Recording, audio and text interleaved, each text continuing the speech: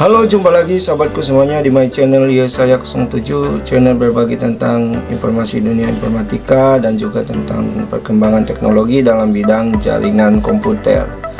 Di video kali ini sobatku semuanya, saya akan membahas tentang jaringan komputer. Untuk itu, sebelum masuk pada topik pembahasan, tidak lupa untuk like, komen, dan subscribe channelnya. Semoga channel ini terus berkembang dan bermanfaat untuk kita semua. Kita langsung saja sobatku semuanya, topik pembahasan tentang jaringan komputer. Kita lihat di sini bagaimana cara komputer berkomunikasi.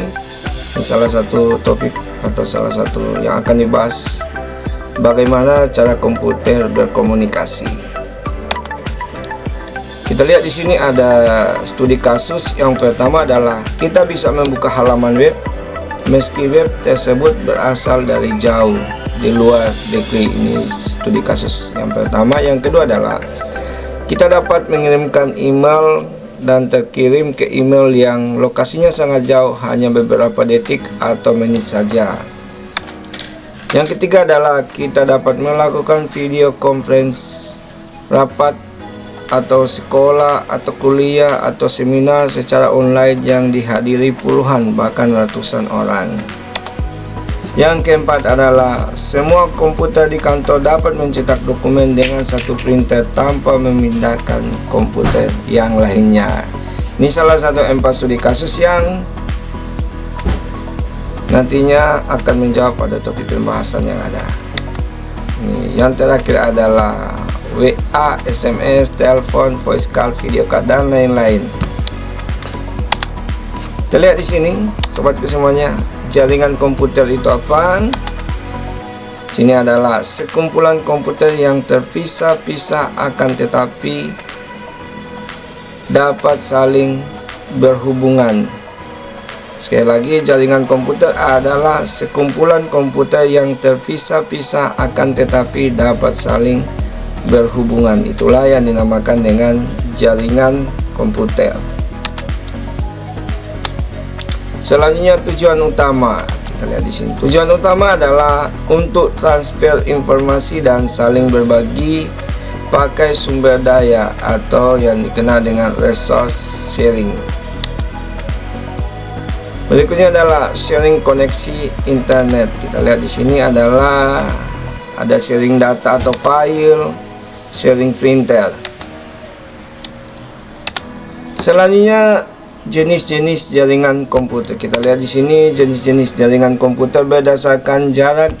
Ini ada jaraknya, tempat, dan jenis jaringan. Dimana untuk jenis jaringan jarak pada 10 meter, ini 10 meter ini ada jaringan LAN, ruangan, 100 meter ada gedung, 1 km ada kampus dengan menggunakan jenis jaringan LAN.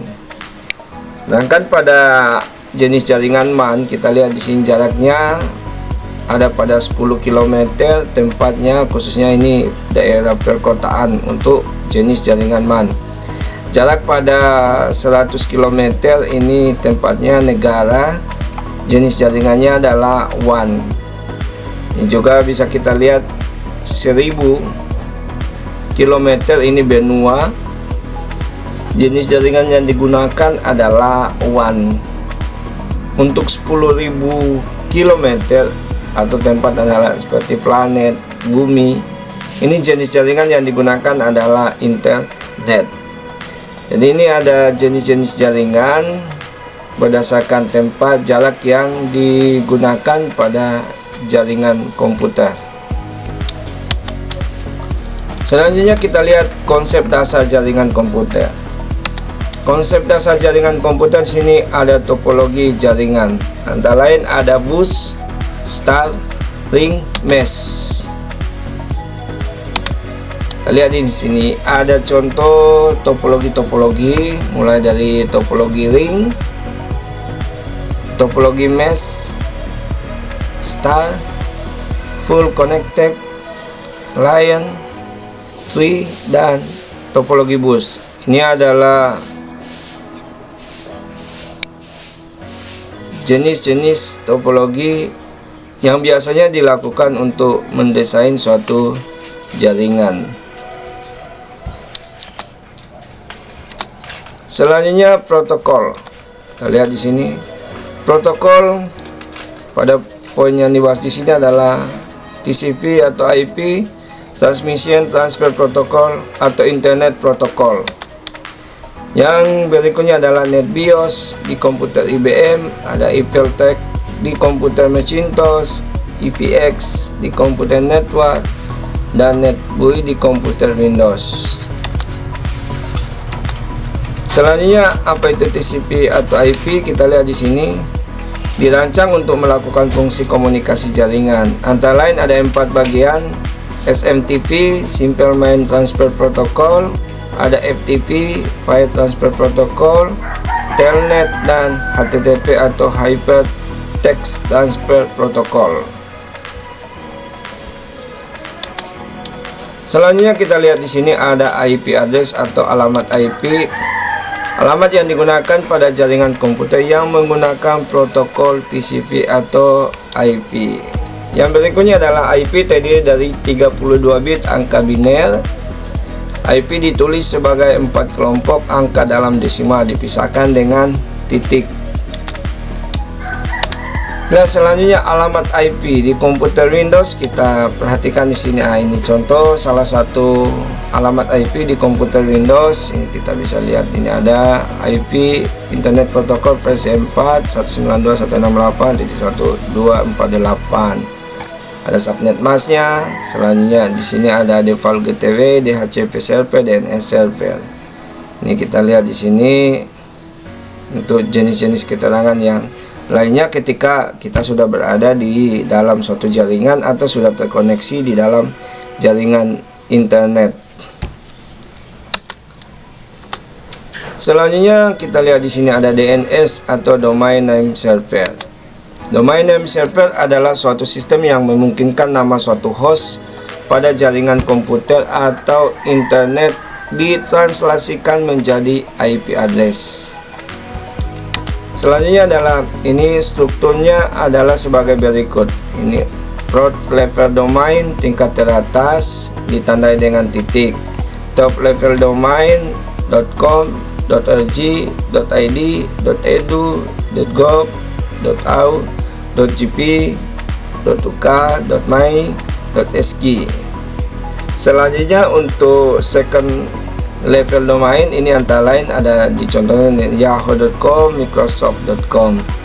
Sedangkan untuk subdomainnya ini bisa kita lihat di sini ada mailgoogle.com, google.com.